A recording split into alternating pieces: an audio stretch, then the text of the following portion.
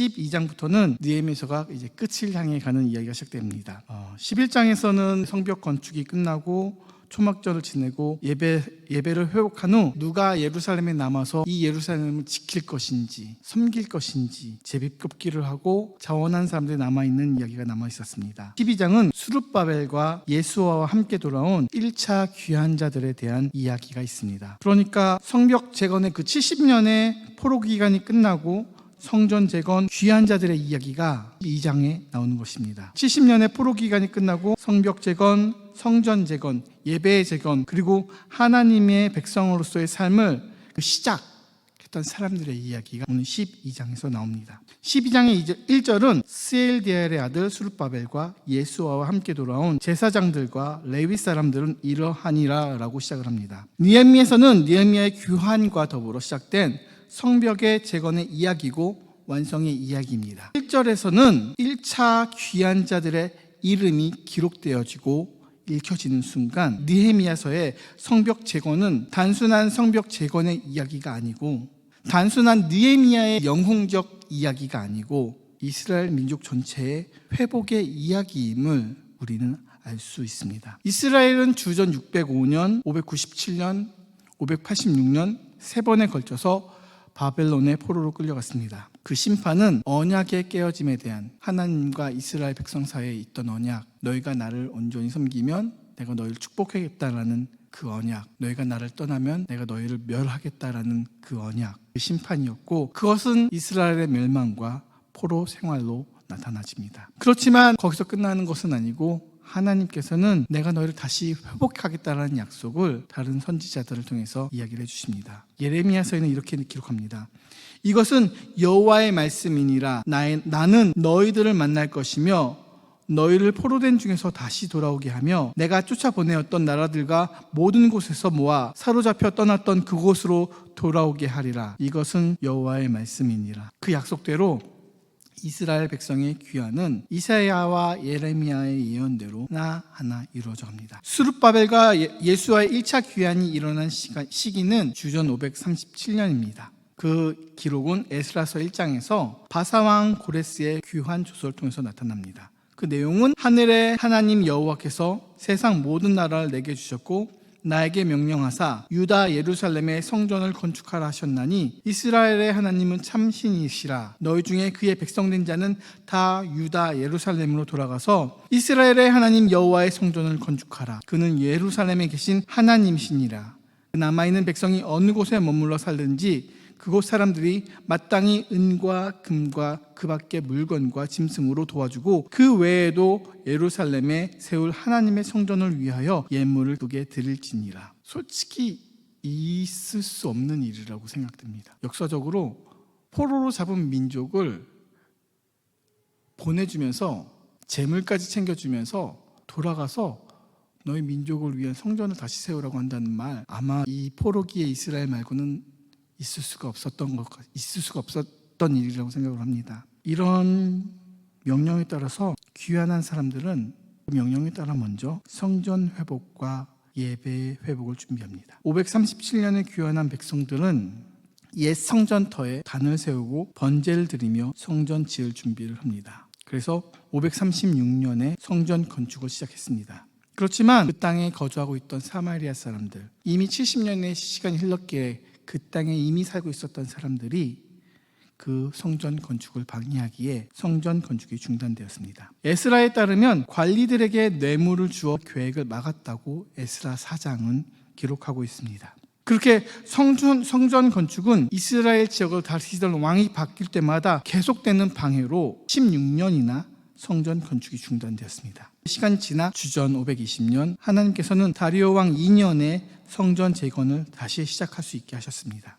그리고 성전은 주전 516년에 완성이 되었습니다. 성전은 첫 번째 포로 605년에서 70년이 지난 536년에 공사가 시작이 되었고 586년에 성전이 무너진 후 70년이 지나서 516년에 성전이 재건이 되었습니다. 여기서 우리가 생각해 볼 것은 왜 느헤미야는 성벽 재건의 이야기의 마지막을 1차 귀한 자의 이름들에서부터 시작을 했을까에 대해서 우리는 생각을 해봐야 합니다. 하나님의 계획하심과 이루심은 절대로 즉흥적이신 것은 아닙니다. 우리는 하나님께서는 창세 전부터 우리를 향한 계획이 있으시다고 기도하며 고백하고 찬양을 합니다. 그리고 이것은 진실입니다. 하나님께서는 우리가 하나님께 불순종하실 것을 아셨기에 우리를 위한 구원 계획 또한 미리 세우셨습니다. 그것은 예수님의 고난과 부활하심을 통해 우리를 구원하심을 통해서 보여주셨습니다. 그리고 예수님의 구원하심은 그 이전에 구약시대에 많은 예표들을 통해서 이미 보여주셨습니다. 그 시간들, 이스라엘 민족이 이집트에서 보냈던 400년의 시간들, 광야에서의 40년의 시간들, 포로된 70년의 시간 모두 하나님께서 준비하시고 그 시간을 통해서 이스라엘 백성이 하나님의 백성이 되어갔던 시간들이었습니다. 그것을 아시기에 하나님은 그들을 부르셨고 언약을 주셨고 언약이 깨어짐 속에서도 참으시고 인내하시고 다시 한번 사랑해 주시며 용서해 주시며 그들이 진정 하나님의 백성이 되어감을 기다리셨습니다. 우리 역시 세상을 살아가면서 하나님의 계획 안에 살아갑니다. 물론 우리가 너무너무 잘 순종하기에 말씀 처음부터 끝까지 다 지키며 살아가면 좋겠지만 그러지 못하기에 우리는 이스라엘 민족과 같은 시련과 훈련과 고난의 시간을 보냅니다. 우리는 자유의지를 가지고 있기 때문에 어떤 일이 일어날지 알지만 심판을 받을지 알지만 그것을 먹어보고 경험해 봐야 이것이 우리에게 좋은 것인지 나쁜 것인지를 아는 우리입니다. 그런 우리이기에 하나님의 예비하신 축복 이전에 우리의 선택으로 우리는 고난의 경험을 하게 됩니다. 그리고 우리의 신앙은, 우리의 믿음은 이러한 경험들이 쌓여서 우리가 지켜야 할 것과 피해야 할 것들을 구분할 수 있게 되었습니다. 이러한 경험들, 시간들이 모여서 교회의 역사, 교회의 전통이 됩니다. 우리나라의 교회사는 다른 나라의 교회사는 여러 가지로 다른 점들이 있습니다.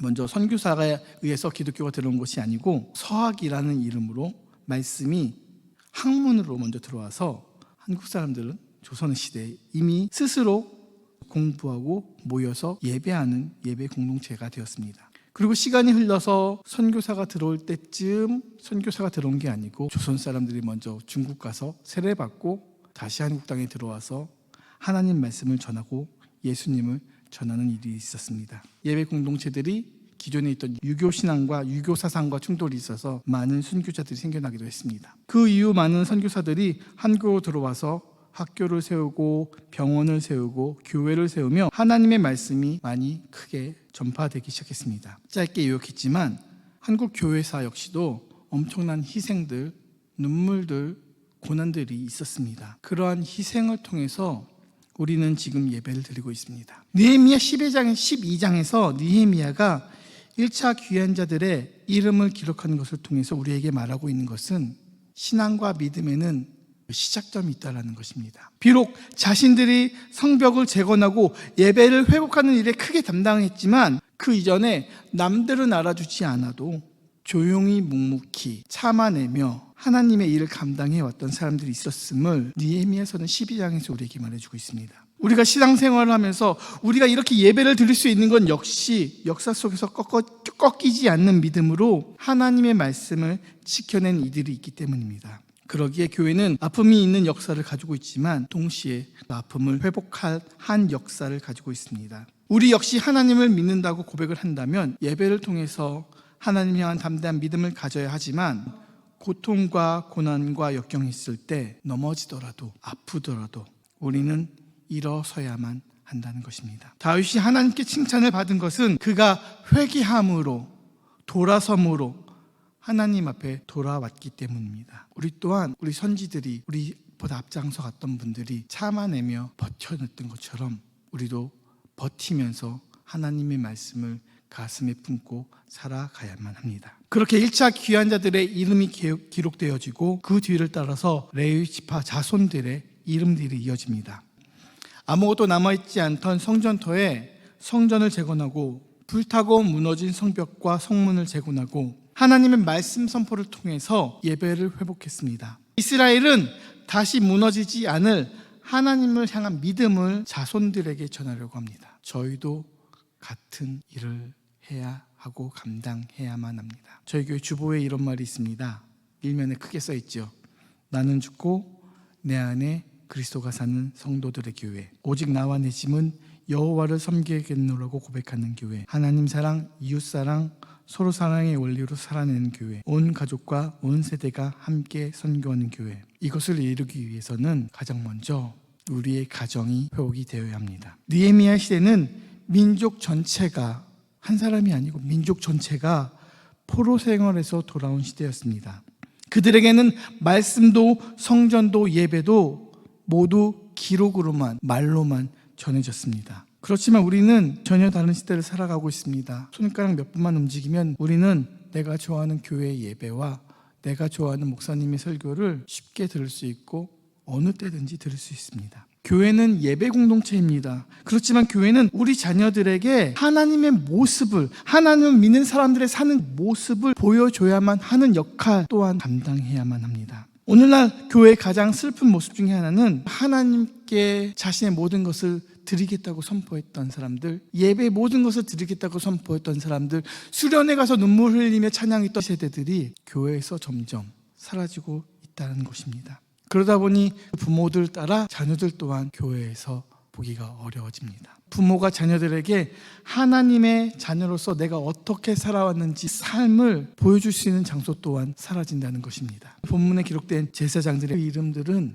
하나님을 바르게 믿는 모습을 지켜낸 사람들의 이름입니다. 어떻게 예배를 해야 할지를 삶으로 보여줬던 사람들이고 어떻게 참아냈는지를 보여줬던 사람들입니다. 그 보여줌이 있었기에 그들의 자손이 레위 지파로서 레위인의 역할을 감당해 나갈 수 있었던 것입니다. 우리 또한 우리 자녀들에게 하나님은 어떤 분이신지를, 그리고 하나님을 믿는 사람들은 어떤 모습으로 살아가야 하는지를 보여주어야만 합니다. 교회에서 보여줘야 하고요, 가정에서 보여주어야 합니다. 단지 아이들에게 말씀 읽고 기도하고 교회 가자가 아니고 먼저 하나님께 기도하는 모습을 자녀들에게 보여주어야 하고요, 세상에서 하나님의 백성으로서 하나님 사랑, 이웃 사랑을 실천하는 모습을 보여주어야 하고요, 가정 안에서의 예배의 모습을 회복해야만 합니다. 저희는 어느 순간인가 예배는 교회에서 드리면 끝이라고 생각을 합니다. 저희가 그렇게 생각하고